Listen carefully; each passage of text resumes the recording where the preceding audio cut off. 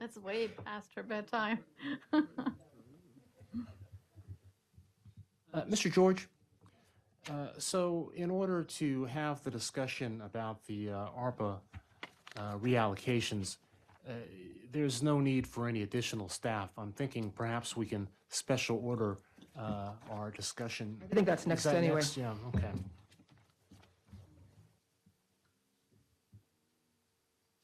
Because, you know, I think our staff, planning staff, has been here for quite some time. So let's go ahead and talk about the Consolidated Transportation Plan, the draft fiscal year 2025-2030 Maryland Consolidated Transportation Program. And Mr. Sigworth has prepared a memo which talks about this. City staff has reviewed the draft FY 2025-2030 draft Maryland Department of Transportation Consolidated Transportation Program. Staff has also virtually attended the annual staff level pre-tour meeting for Prince George's County on October the 7th and will attend the county's tour meeting on October the 24th. The draft FY 2025-2030 CPT totals $18.9 billion in a 6-year capital budget. That's for the entire state of Maryland, which represents a $1.3 billion decrease from the $20.2 billion final FY 2024-2029 Consolidated Transportation Program. This decrease does reflect operating expenses that are growing faster than revenues, high inflation impacting operating and capital budgets, and depletion of significant amounts of federal funds, as well as declining revenues. So, Ryan, welcome. It's good to see you this late Monday evening at 10:40. But can you? I don't know if you have a presentation or we've got the letter, but would you like to talk a little bit about how you've come up with this plan, how it differs from previous years, what's new, what's Sure, old? sure, I'd And be happy also to. for the newer council members, they may not be familiar with the whole concept of a Maryland Department of Transportation Consolidated Transportation Program, and in particular, a road show. That sounds like fun. Will there be refreshments? And I'm just kidding. I've actually been and testified at those roadshow meetings. So, do you want to talk a little bit about the general process of coming up with this, what the Consolidated Transportation Program means in the context of regional transportation funding? Um, yeah, thank you, Mr. Mayor. Ryan Sigworth, Community Planner. So, as you mentioned, the Maryland Consolidated Transportation Plan is essentially the state's 6-year budget document, or it looks at a 6-year window of their transportation budget, and they release it every year and just keep moving out in a 6-year window. In your packet is not only the staff memo, but also a draft letter to send to the state as well, and also a packet of some of the excerpts from the CTP. As you mentioned, there is a $1.3 billion decrease from last year on the total. I did want to just hit a couple of high points. The letter does, the draft letter does include the council's disappointment in the removal of Maryland 193 and the Greenbelt Road Streetscape Improvement Project having been removed from the CTP. It also requests the addition of the segments 1 through 4 of the Greenbelt East Trail to be added to the CTP, as well as the short-term quick build design that was outlined in the SHA Office of Highway Development and Shared Use Path Feasibility Study Report for Segment 2. The letter also requests that funding be added for the engineering and construction for segments 2 and 3 of US 1 Baltimore Avenue project. Segment 1 is, I believe, pretty close to being completed now. The letter also reiterates the city's opposition to projects like the Meglev project. I also did want to highlight that one of the biggest reductions that pertains to Greenbelt is the roughly $117 million reduction in the bicycle and pedestrian related projects in the Transportation Alternatives Program. That a small piece of that is the bikeways grant program that the city received a grant on. So that collection of programs was reduced significantly in this year's CTP, which is concerning. There are some other cuts in bus purchases, in order to maintain the state's fleet. They're purchasing clean diesel buses instead of electric buses. I think that's based not only on funding but also market considerations and availability. But that's the general gist of the CTP and the state's priorities. And as you mentioned at the beginning, that drop in the budget is a reaction to inflation, but also how operating expenses are sort of outpacing revenue at the moment. But I'd be happy to answer any questions, or if there's any amendments to the draft letter that you'd like to send to the state, I'd be happy to answer and take in comments. Well, one thing that I'm wondering about, I know that our municipal request is in the context of what the county puts forward. So are you aware? Do you know what the county is putting forward? Because we've had this Greenbelt 193 improvement project. We've been asking for that for many years, but unless that's in the county letter, we are not able to qualify for any federal funding that might be available if it's not in that county Yes, request. we've been in contact with the county, and they're working on their letter and priorities right now, but that's not available yet. Or are we advocating for them to add this in as one of their Yes, their we are. top priority? Yeah, I expect it to be in their letter as well. So Okay, and this is CC to county council, particularly to our at-large representatives as well as Ingrid Watson. that's correct. The draft letter has the list of CCs at the end. I think right now it doesn't actually list our at-large members. It just has Ingrid Watson on the list of CCs. To include Jolene Ivy and Calvin Hawkins on there as well. I can do that. The letter looks good. I think providing a nod to the quote-unquote Greenbelt East Trail is a good thing. I think that our long-standing priorities need to be reemphasized because they are within the city of Greenbelt primarily. So any council members have questions about the process or about the letter? Yeah, Mr. Roberts, please go ahead. Just had a question on the, what your thinking is on the expansion of Kenilworth Avenue, Edmonston Road. As far I understand, they want to put it off for a few years, but that doesn't eliminate it. That does not show up in the CTP, and I think primarily it doesn't show up because the state is assuming that the Bureau of Printing and Engraving is going to do that project, and because it wouldn't be a state project, it's not in the CTP. Yeah, correct. And the problem with that is that what's going on is they're piecemealing their project. The printing and engraving is saying, no, we're not doing that now. The state's saying we're not doing it, but they are doing it, and they're doing it in a piecemeal fashion. And we should be taking stronger action to prevent that from happening. That's my problem here. We're just writing a nice little letter, but we should be taking very strong legal action to prevent that from happening, because that's what they're doing. And look at what's going on with the climate change. Look at the storms that we're having and all this. It's all coming to a head now, and there's no denying that what they want to do up there on Bark with the printing and engraving and other agencies that want to get into Bark, that is going to continue the coming storm as far as it goes with climate change.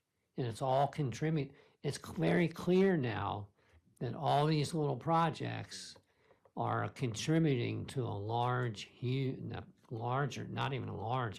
humongous problem that's coming down the line with climate change. And I think right now is the time when we need to be fighting those battles, because if we don't do it now, it's too late. Once they build the roads, once they put their printing presses in there, there's no going back.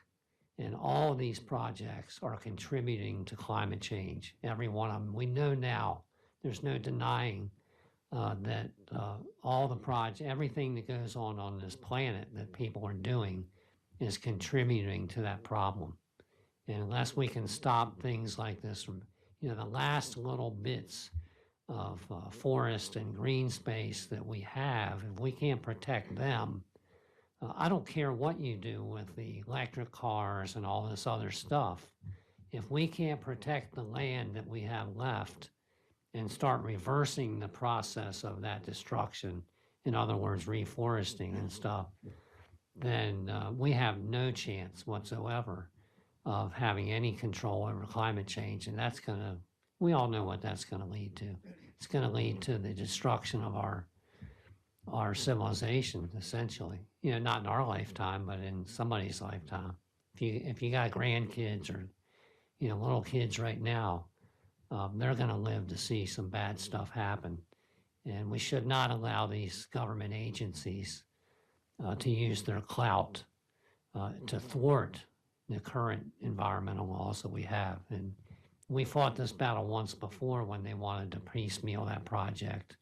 And we won it. We won that battle because they knew they were wrong. And they know they're wrong now, but they're not being challenged. I tried to challenge them. I don't have the money, but Well, the council yeah. would like to- So we need I to do think- more. I think We need more than this letter. Yeah. And I'm like- directing that to the council, not to the staff. Thank you, thank you. Well, staff I'd as like well, to but, actually, yeah. I'd like to hear from, we've not heard from the Bureau of Engraving. I know that staff has had some meetings, so that's on our to-be scheduled list. I'd really like to hear from them directly. Mayor Pro Tem. Yeah, and I think that sounds like that's not really relevant for this particular letter because that doesn't fit in with this CTP, so that might be a conversation for another time. My thought here was I think it's very well written. One thing that I noticed is that you've got some of the projects in bold, but not Greenbelt Road because it's in its own paragraph at the beginning. I think just rewording something and maybe making support for that project also in bold, so just when your eye reads the letter, you see all the things that we're in support of. Just, I think it would stand out a little bit more because the other ones as bullet points, I feel like my eye is drawn to those a lot more. And I noticed that when I was looking it over during the meeting, so I'm happy to make that change. yeah, just somehow to make sure that that stands out as well, because that really is, I mean, that we spend a whole paragraph talking about that compared to the others. But if you don't take the time to read that paragraph, Does Berwyn Heights or College Park, do they weigh in with their comments on the consolidated transportation program? And would they be, what should we ask them at the Four Cities meeting if they could include something? Because we're all in this together, and Berwyn Heights is doing things on one side of Greenbelt Road, and we're doing things on the other, and it all comes together over there, Route 1. So Terry tells me the College Park does. Berwyn Heights, but College Park does. maybe that's something we can bring up at the Four Cities meeting. Is that next week? Week, the 24th. Okay, let's do that. I do want to reiterate, this is part of the process. The state solicits these comments from municipalities during this time every year to get their priorities on projects and take that into consideration within their budgeting. Thank you. Councilmember McKinney. Just a quick question. In the section around the bicycle and pedestrian related projects, is that Greenbelt East section of the bike trail or the bike paths included in that? Should that be called out, or is that totally separate? That's actually not since that was within this year's funding round, that's not actually in the CTP, it's not in the document. Okay. But that you're referring to, the Hanover Parkway Yeah. grant, that's part of the Transportation Alternatives Program that is seeing that funding cut, but that money's already been allocated to us through the grant. Okay. I don't think we have to take a vote on this. You've gotten some guidance from council, some suggestions. So thank you for your work. That's on October the 24th. And the meeting will be in Largo. Where is that meeting going to be held? Yes, it's in Largo, I believe. October 24th at 1:30 p.m. in the County Administration Building. Okay. It doesn't hurt to have an elected official sometimes there to just show how serious we are about our recommendations. I know I- I've gone I in the past, know. or Mayor Pro Tem or something. So let's put a pin in that and think about doing that. And I know that I plan to attend, and the assistant planning director plans to attend. I'm not sure. Excellent. Mhm. So we're gonna have most of our planning staff there. Very, very good. Hey, thank you so much. Thank you. Okay, so that's going to bring us to the ARPA recommendations. So, Mr. George has prepared a memo. Staff has reviewed the list of proposed American Rescue Plan projects and incorporating the discussion from the October 7th work session, and is recommending that the lost revenue and ARPA restricted projects for reallocation and funding be reconsidered as we requested by council. The total project costs shown are greater than the currently available funding. So what that means is if additional funds become available as projects are completed, staff will have pre-approved projects to move forward on quickly. So that's an important point to take. We're sort of getting down to the very end just in terms of our internal deadline of November the 30th. So we've got a very, very graphic representation of the proposed reallocations, but there's still some flexibility involved between now and the 30th. So, Mr. George, I don't know if we're capable of doing this. Do you want to talk a little bit? Yes, We've got this wonderful graphic here. We have such a great graphics. James really pulled all the stops on this. So to walk you through the 6-page document, the inside is an insert. And the way it was designed was, as we were making all these changes, we didn't, as this document was changing, it could easily be reprinted and slid into the middle. So the full 11 by 17 has the static information on how the funding has been allocated and the big picture themes.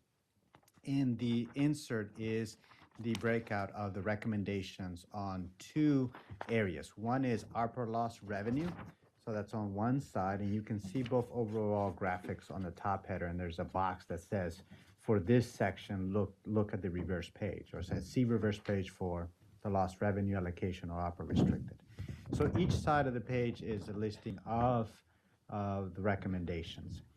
The bottom of the page, there's a line graph that it very much looks like if you follow 537 polls, you'll see that line of electoral college line. So it sort of follows that funding allocation. So the dotted red line shows up what projects make up full remaining amount. So you'll see a little tail end of that line that shows that not everything can be funded. There's a section that is outside of the funding capacity. So that's on what the different graphics mean. We were responding to questions over last weeks about the impact, and so the last page on the fold that includes the vouchers and grants distribution. So you'll see that it's broken down by category, the total award amounts, and the number of awards. And then in response to several council members, they wanted to see how this money is being distributed by section of the city. So the 3 different shaded areas, the darker green, the lighter green, and the blue-green area signify different portions, different sections of the city. And so the funding allocation distributed in those areas. Provides a good graphic representation of how the funding is being distributed. So that's what's in front of you, and this is the model of how we'll present the data as we're finalizing these projects. And now we have a table. Tim, you walk us through the table, or how does council want to see this? I think we heard your feedback at the last work session. Council wanted recommendation guidance. This is what we're presenting to council. The lost revenue categories is fairly straightforward. We consider the questions that were raised by council, and as we were weighing the projects, we're looking at what are projects that we may only be able to fund through the ARPA money, that we may not be competitive in grant opportunities or partnerships. So the portable radios is an example of those projects that we put it out there, we send it to the federal earmarks application process. we were surprised that they were rejected in that process. We were surprised that the youth center roof project at 1.5 million was rejected or was reduced to just $250,000. So though if we could not get support for public safety at that level, that's going to be a hard item to fund through grants, because in our county, all the municipalities in the county that are using the county 911 system and that radio system have to upgrade to those radios. So we're all going to be in this very competitive same pool, and that's a lot of radios, very expensive radios. So we may only be able to fund these radios through the lost revenue category. The animal control facility, we've been looking at all the money, it's available resource, and that's going to be very difficult to fund with outside money. And it's a dire need now, not several years down the road. So that's why that's on the priority. The EV charging station, that's been a longstanding priority. We've been looking at all the ways to fund this. We have some small grant money, but this is work that's just longstanding. We'll continue to advocate this. The CERT trailer, we made this commitment to fund the CERT trailer because it needs to be replaced. It needs to be replaced, period, and sooner than later. So that's why that allocation there. We talked about the reparations research and readers and the reparations genealogy. The solar lights, I think I was inappropriate in how I classified these lights about individuals engaging in behavior I don't approve. What I meant to say is really that when we're looking to provide equitable access to recreational facilities, we need to think about these basketball courts that kids need access to them. There were no questions raised about putting lights on tennis courts. So I think it's fair to say, hey, let's put lights on basketball courts. They Right. want to play too, even, when it gets darker Right. outside now. I mean, they Right. still want to play. They need some light. Right. So I apologize if my remarks were off color in the last meeting on this, but I think this is an important activity. The AED at the cinema, it is our facility, and I think it should have an AED. It's a city facility. It's sad that we lost one individual in Greenbelt to a cardiac issue. And this is an issue where seconds count, so putting in an AED at the Greenbelt Cinema makes sense. The GHI project, this I understand has been in request for 8 years now. The challenge I see with the city taking on the lighting effort is that to put lighting in that sidewalk section, the light pole that exists, there's trees around it, so it'll be difficult to place wiring underground and properly light that section. We will have to install another power pole, get easement rights with GHI and the property owner and the members of that section. We thought that in order to get this work done sooner than later, it's the most effective way to do would be to provide GHI a grant for lighting and security issues in that section. So we estimated what the cost of those bowlers would be. We looked them up, metal cast bowlers, similar to what exists on the upper side of the corridor, cost around $1,000. So my proposal to council would be, let's provide GHI with a grant of $10,000 towards the purchase of the ballers and the installation of the ballers, and we encourage GHI to work out the relationship with the abutting property owners. That way we are supportive to their need of providing safer lighting and improving the corridor without us having to intervene in the arrangements that GHI members have. Then, if I think we're reaching that point where we run out of money, we have the GHI probe, the GIS probes. We have a GIS probe that's outdated. The reliability on it, it's outdated, and if we want effective GIS mapping of our assets, we need newer technology for the team to go out and do a GIS mapping of our assets. So that's why, and there's stormwater, the camera scope for stormwater.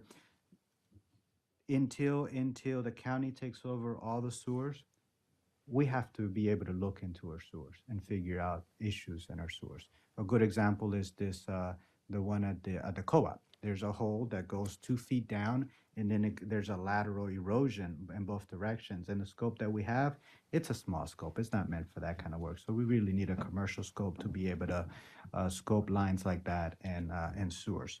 And at that point, we run out of money. If we're able to generate some savings or some pricing some cost gets adjusted, we would like that money for the code enforcement software that it's in dire need of upgrades, and an AED for the New Deal Cafe. Now, this is just a limited number of projects. There's numerous other projects that we did not add to the list that are worth the investment. We have the elevators at the community center, the elevator at the municipal building here, the elevator at the police station. There's the youth center roof, although that one could be funded through opera restricted because it's a recreational facility. So there's numerous other projects that are not able to make the list. So transitioning to the opera restricted funding. So, Mr. Roberts, you had an important question. Well, I have a comment, about the basketball courts and the lighting and, the little repairs that you're making at the at the rec center in Spring Hill Lake. I just want to let you know that that's not even putting a dent in the lack of in the failure of the city to provide equitable distribution of recreational facilities in Greenbelt West. That it's nothing, unless we, we should have allocated some of these funds towards building a park for the people over there, because what you're doing is just, I'm sorry, but it's pathetic. I mean, you're trying to placate them with these little itsy bitsy things. And I take offense at that, because the inequity that's going on as far as recreation, and that has gone on for so long, is just unbelievable. And that to think that we're just gonna, we got to put lights on the basketball court because we have lights over here or whatever it is. It's just to the point to where it's pathetic. Really, it is. Well, I'm sorry, Mr. Roberts. I'm that sorry you I think have my- to say that, but I'm it's the way I see it. Sorry, I thought you had an important comment. I'm sorry that you think that my work is pathetic. I'm trying to make the best out of the limited funds that we I have. understand. I'm not directing it directly to you. I'm talking about the city as a whole, the city council, everyone involved. We have to do, if you want to have equity, in the city, we can't just do those things. I mean, it's not. I mean, it doesn't work. I'm tired of it. Thank you, Mr. Robert, for that clarification. So please, Mr. Summerlin, let's continue, please. So transitioning to the opera restricted funding, we've heard the feedback from council, the feedback from the citizens of prioritizing citizens' needs, and our recommendations reflect that we had initially were recommending $254,000 for food recovery initiatives. That would fund all of our food initiatives for the next 2 years. After some conversation and thought, we had some concerns about not properly investing in workforce development at the same time, because I think those two things are related. Folks find themselves in a difficult position to seek out all these free food assistance programs because they simply cannot or not earning enough or don't have the financial means to support basic food needs. So we wanted to also invest in workforce development because that helps people upskill and reduce the dependency on some of these food programs. So we were intentional about maximizing the amount of money that we could put in those areas. So we're recommending $204,000 towards food recovery initiatives. So that would be all of our monthly food distributions, the holiday baskets, and the additional food items that we buy. So for the next 2 years, that comes up to 204. This is actually above what CARES had initially requested. So it is. I'm proud that we were able to make this allocation. That includes also the $50,000 for workforce development programming.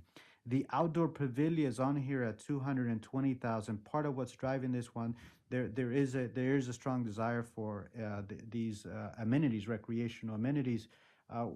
there, in speaking with one of the council members, they were concerned that we would spend all this money commissioning a master plan for Buddy Attic Park, and then it will sit in a shelf for years until we're able to save money to execute some of those recommendations. What one of those recommendations we'll know that will be there would be those outdoor pavilions for the park. So here we're being proactive about anticipating what's going to be a strong recommendation that I don't think there's going to be a lot of contrarian voices on there. I don't think folks are going to say, don't build us a pavilion. I think that's been a desire to have these amenities at Buddy Attic. So we thought, let's be proactive, put these outdoor pavilions in our plan.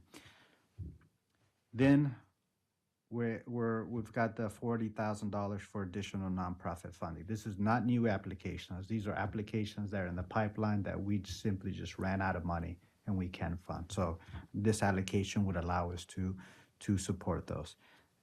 All the rest of the money are just things that would be great to do. It'd be great to do additional Buddy Attic Park amenities. Just that playground is $500,000. So things cost a lot of money. Shrum Hills Park multi-use pass.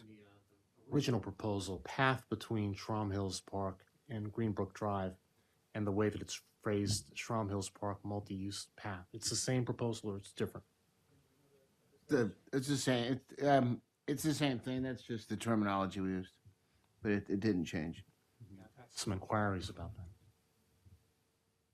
Then we have the Stream Valley Park stormwater project, which is, we discussed that in some detail. The stormwater drainage studies, there's, to Mr. Roberts' points, the stormwater issue is a climate impact. It's only going to be more severe. And it's important for us to understand what those impacts are in our community. But we don't have that additional 200,000. Finally, this is something that council ruled out, was the salary cost recovery. I don't think we need to go deeper into that. The council seems pretty content and happy to cover the cost of the administrative cost of managing those programs. Okay, well, you've covered a lot of ground. There's a fair amount of funding here. So I saw, yes, Mr. Hartman, did you have a comment or some sort of question?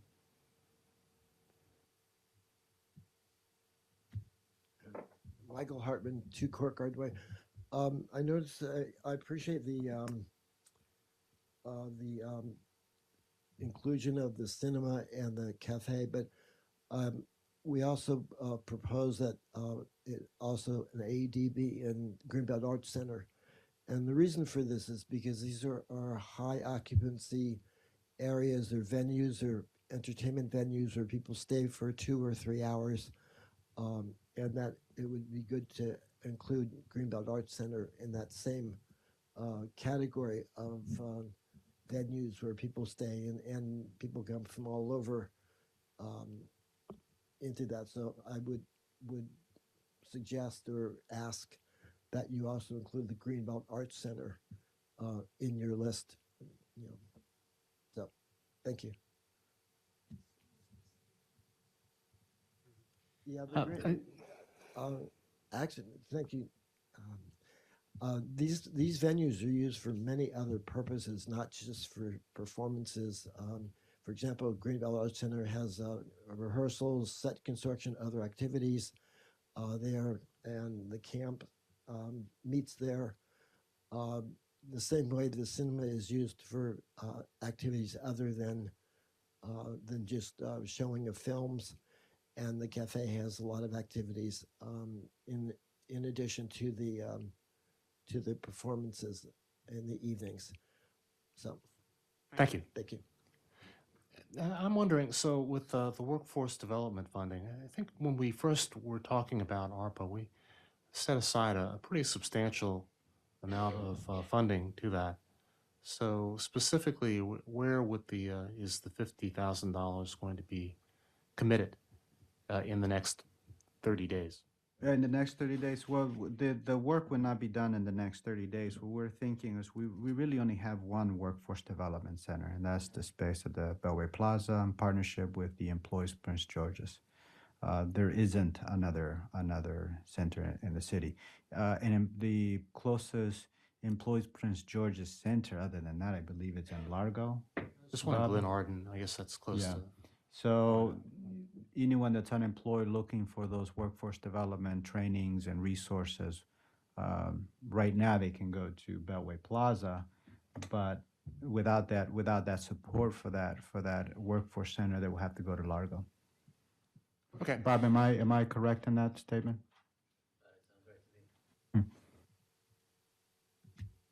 Council, yes, Ms. Niesel. Yeah, I had just a couple questions. The animal control facility, I know that we have discussed kind of a couple options, and I wanted to make sure that the 150 was a new number, because it was 200, and then it was maybe less, okay, so 150 is the number we're going with? We're trying to stretch the money, so we thought, okay, can we do the? Understood. So Yeah. my next question is, given that we're trying to stretch the money, one, I'm just going to go back and say that I'm offended on behalf of our citizens that we still have salary cost recovery on here, when that should be like the last thing we're paying ourselves back. I know we're not considering it, but I don't even think it should have been on this list. Can you tell me about the pavilions that are not yet approved and have gone up $70,000, please? Jim, you want to jump in on that one? Those have been on the list, the ARPA list from the very beginning. So that's something the council has actually approved in concept, but it was always waiting on the master plan to say that they wanted them. Why it went up from 150 to 220 is because the price quote, when Recreation revisited with the contractor, it went up. Okay. Because a lot of things have been going up. So, if council were to move forward on this, we would really go back to that contractor and make sure that the 220 was good. Maybe we get it back down to 200, which is why this line is flexible. But when I talked to Greg on Friday, the contractor came in at 218. So we moved it back, moved the number up. And then my last question is about the additional nonprofit funding. I did notice in the area breakdown that there were no nonprofit grant awardees in Greenbelt East. And so if those two in the pipeline happen to be Greenbelt East, I would approve that in a second. But if it's not, I wouldn't want to. So that's just personally, I think I've heard that there were some qualms with outreach around that process. And so I would just, if we are choosing to benefit to nonprofits, I would like to make sure that it's being equitably distributed. Can I jump in? Well, I think one of those nonprofit potential grants is Greenbelt.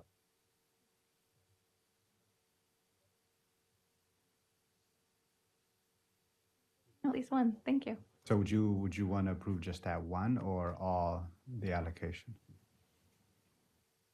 How much is that one? Well, they're 20. We generally do 20 each is what everyone has been asking for. Oh, okay. Okay. Gosh, I don't know. That's an idea. Yeah, and just as a point of reference, I was speaking with you today about the pavilion idea, and Jay Davis obviously remembers that at some point there was a resident, Miss Penny, whose son had discussed the possibility of some funding being available from hers. I don't know if it's still available. The city probably should have followed up, but we should definitely check into that. Long time ago. Yeah, that's like years ago. Jay. Jay Davis, Greenbelt East. I do have the name and the number of Bernard Penny, but that was many years ago. Many years Two ago. city managers ago. And whether you would probably want to see if he's still interested. Well, he was interested in more than a pavilion, like a picnic area or whatever. He wanted a bandstand. So it would have to be some negotiation on what he would want it to be. But I can give you the name and so on. Thank you. I just wanted to bring that up. Councilmember McKinney. 2 questions. The first is you had mentioned the elevators, the replacement of those elevators or the updates of them. Should we assume that that funding is being paid out of some other budget? Okay, so are we needing to make a decision on updating all of these versus updating the elevators? that's the challenge we find ourselves in. We with the team briefly discussed our strategy for the bond bills and the earmarks for the upcoming year. There's also the program open space funding. So the elevators would be eligible, the community center elevators would be eligible under all three of those funding opportunities. So we would have to go out and be competitive in those three areas. And there's no guarantee that we're going to get on, but we need to try all those options. I think that there could be a strategy that we looked for the bond bill request that we're going to have a meeting December 3rd, make our presentation that we coalesce our political capital around the two elevators for the community center. And there's some certainty that we could get some of that funding. The federal earmark process, that's more of a, there's less probability and more competitive there. The program open space funding, I think, Terry knows more of that program, and I don't know how competitive the community set elevators would be under the program open space funding, and how likely that is. So, these recommendations are in line with the questions you raised. Where do we have funding opportunities for these other projects? And then this is probably a follow-up that goes with maybe how Terry will respond to this with program open space. Is the assumption also that continued looking and continued study for Greenbelt West recreational spaces could potentially come out of program open space? Because I do think that there are some equity issues that we need to continue to look at and move forward with that. And if that is a place that we can continue to look for that funding, I want to make sure that that doesn't get lost with these other things going on. Yes, we have committed to using program open space for additional Greenbelt West amenities, if you recall, because we used certain monies out of the Greenbelt West Infrastructure Fund to fund the purchase of property. And so since we weren't able to use POS monies for that acquisition, we said we would use POS monies towards Greenbelt West. It's hard to say how competitive the program will be. Next year will be really the second year where they went to everyone submitting projects, and they'll all be considered in one pot of money. As you all know, I think, got the largest sum of money from Prince George's County this year in terms of program open space. So until we have a meeting and understand what the other community needs are, we won't know where we lie within the priority list. And, and I think acquisition will continue to be the priority. And then, open space development, but the project would be eligible. Thank you. I'd like to make a motion that we adopt the recommendations for the reallocation of ARPA funding as proposed by staff. And we'd be checking back in maybe in the next council meeting or 3 or 4 weeks to kind of look again and just see exactly where we are, right? Yes, however, the way that we present our recommendations is in that line of funding. So with the ARPA restricted money, we run out of money at the nonprofit line item. So the next project in the queue would be the Buddy Attic Park Amenities, then the Strom Hill Multi-Use. Yeah, I don't know how likely it will be that we'll get anywhere remotely close to the Stream Valley Park Stormwater Project. So we would just go. There'll be a hierarchical waterfall approach, yeah. effect. Okay. Then we move on to that. So my motion is, would anyone like to second that? I'll second that. Okay, is there any additional discussion?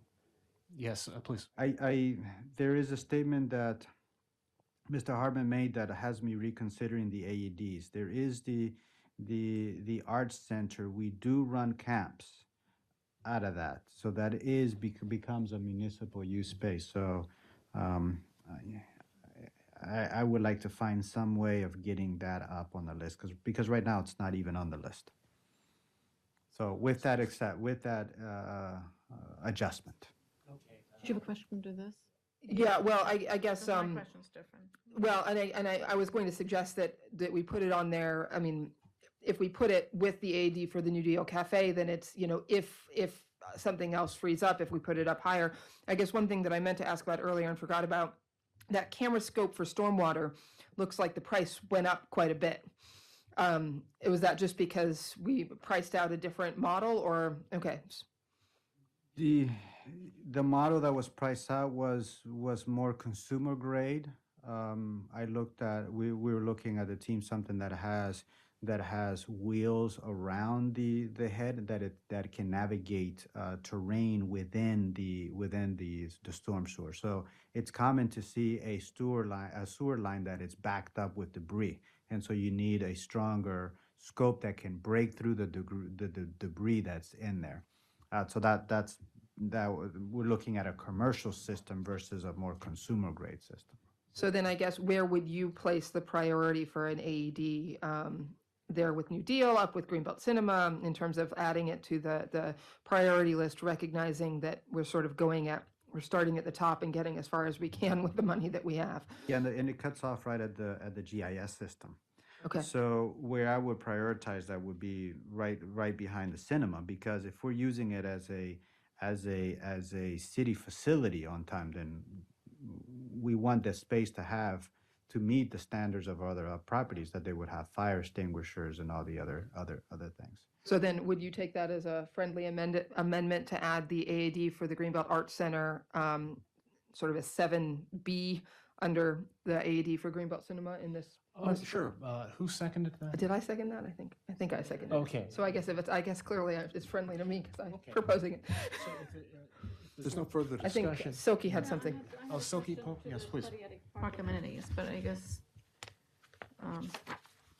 we're gonna get to that. We ran out of funding. Well, I mean, I'm gonna have to talk, Bariatric Park is very important to many of us. And it is, I mean, we need to do something. It needs to be updated definitely, because there's not, I mean, there's some grills and stuff, but that's about it, right? I guess we'll be talking about that when we're talking about Right, the right. master plan. Right, that's why I Wednesday. was, yes. Amy, did you want to completely remove the salary cost recovery? Yes, I would like to completely remove that. Please and thanks.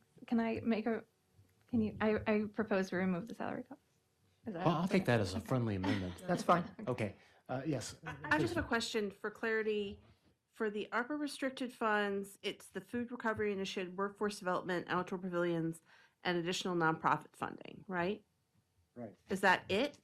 Tim reminded me that we get to some of those park amenities. Okay. That line, there's a line between 6 and 7. Is that intentional? Where we That's run the it. line. That's the line. I'm asking because when Negative at the line. when I did the math, that's only $514,000, and it says we have 643,000 and some change remaining. So the math is not mathing for me. You go negative halfway through line 6, so you get about 30,000 of line 6, and then you run out of money. So that's why you get all of Bariatric Park amenities, and then about 30,000 of Schramm, and then you run out of money. I mean, I would prefer to switch those and prioritize the Schramm path, because the outdoor pavilions are already going to be going to Buddy Attic. And I think we should, put some of our recreation funds over into Schramm as well. So I would prioritize the Schramm project. Well, I'll take that as a friendly amendment. Yeah, if we could swap those. put them on. Now, there's so many amendments that I have no idea. what- Okay. So you guys- There's two changes on the ARPA restricted. That is a complete elimination of any references to salary cost recovery. Just absolutely getting rid of that. The second AED for the Arts Center, and moving number 6, Schramm Hills, for the park in 5 and 6. So if there's no further discussion, all in favor, please say aye. Aye. Aye. Opposed? Okay, Mr. Roberts is in opposition. Thank you very much. It's 11:30. We have some important issues to actually talk about in executive session. I don't know how we're going to do that, but so what do we have left? I was going to propose that we remove item 19 and we discuss that on move it to our next council agenda, if everyone's amenable to that. I'm fine, yeah. That's fine. 19, you said? Yeah, 19. Discussion of removal of armrests on city benches. Yeah, Okay. I'm happy to move that if I proposed it, so if others are. Okay, I'll second that. All in favor, please say aye. Aye. Opposed? Okay, and we can, I don't know, we can kind of skip over a council activity. There's a ton of things that happened. In the I can past. show it briefly. Put the list up. We'll just I'll put, list it. we'll just, here's, very quickly, Person added. I added. yeah. So lots of things going on. I feel like everybody plans things for September and October. So here's our council activities. It will be part of the minutes. Just look at all those activities. Whoa. How do we maintain? How do we do that? Yeah. Yeah. I know it's because staff is so supportive. They make it so easy for us to do things. And lots of them were a lot of fun. There you go. Well, at this time, I would suggest if there are no council reports that we actually, the next item on the agenda would be to go into executive session. So since we're in a meeting, I don't think we have to do anything special other than read the. Well, let me get that open. I move that council go into closed session in accordance with section 3-305B1 and 3 of the general provisions article of the annotated code of the public general laws of Maryland. 1, to discuss the appointment, performance evaluation of appointees, employees, or officials over whom this public body has jurisdiction, any other personnel matters that affects one or more specific individuals, and 2, to consider the acquisition of real property for a public purpose and matters directly related thereto. The purpose of this meeting is 1, to address personnel matters over which this public body has jurisdiction, and 2, to consider the acquisition of real property for a public purpose and matters directly related thereto. Is it just going to be, who's going to be in the, Ms. Ruby and Mr. Salmarone, anyone else in the closed session? Okay, so in addition to council, City Manager Salmarone and Director of Planning Terry Ruby will be in the meeting. Note that council will not return to open session following this closed session. Okay, is there a second?